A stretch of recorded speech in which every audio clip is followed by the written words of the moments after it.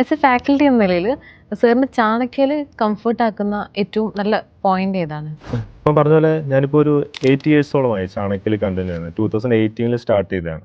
2018 മുന്നേ ഞാൻ വേറെ ഇൻസ്റ്റിറ്റ്യൂട്ട്സിൽ പഠിപ്പിച്ചിട്ടുണ്ട്. CA ക്കൊക്കെ ക്ലാസ് എടുത്തിട്ടുള്ളതാണ്.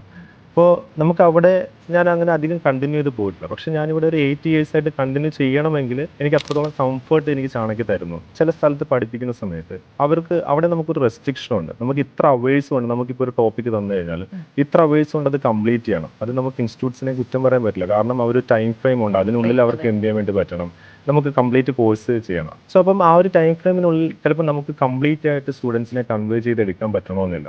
ദാറ്റ് മീൻസ് നമ്മൾ കുറച്ച് കാര്യങ്ങൾ അവിടെ ഒഴിവാക്കേണ്ടി വരും. കംപ്ലീറ്റ് ആയിട്ടുള്ള ക്വസ്റ്റ്യൻസ് സ്റ്റുഡൻസിലേക്ക് എത്തിക്കാൻ വേണ്ടിയിട്ട് പറ്റില്ല. സോ എന്നെ സംബന്ധിച്ച് ഞാൻ 100% സാറ്റിസ്ഫൈഡ് ആയിരിക്കില്ല അങ്ങനെയുള്ള സിറ്റുവേഷൻസിൽ. പക്ഷെ ചാണക്യയിലോട്ട് വരുന്ന സമയത്ത് അങ്ങനെ ഒരു റെസ്ട്രിക്ഷൻസോ കാര്യങ്ങളോ ഒന്നും നമുക്കില്ല. സോ അവിടെ നമ്മളുടെ ടൈമാണ്.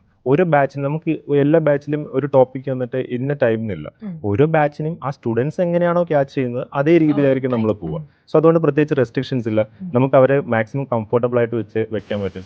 സോ അവർക്ക് ഏത് രീതിയിലാണോ പിക്ക് ചെയ്യുന്നത് അതേ രീതിയിൽ എന്ത് ചെയ്യും. ചിലപ്പം ഒരു ടോപ്പിക്ക് 10 അവേഴ്സ് കൊണ്ടാണ് ഒരു ബാച്ചിൽ എടുക്കുന്നതെങ്കിൽ ചിലപ്പോൾ അത് നെക്സ്റ്റ് ബാച്ചിലോട്ട് വരുന്ന സമയത്ത് 15 അവേഴ്സ് ആയിരിക്കും. സോ അവിടെ ഒരു ടൈം റെസ്ട്രിക്ഷൻസോ കാര്യങ്ങളോ ഒന്നുമില്ല. സോ എന്നെ സംബന്ധിച്ച് എനിക്ക് അതാണ് ഏറ്റവും കംഫർട്ടബിൾ. കാരണം ആ ഒരു ക്ലാസ് കഴിഞ്ഞ് ഇറങ്ങുമ്പോൾ ഞാനും സാറ്റിസ്ഫൈഡ് ആണ്.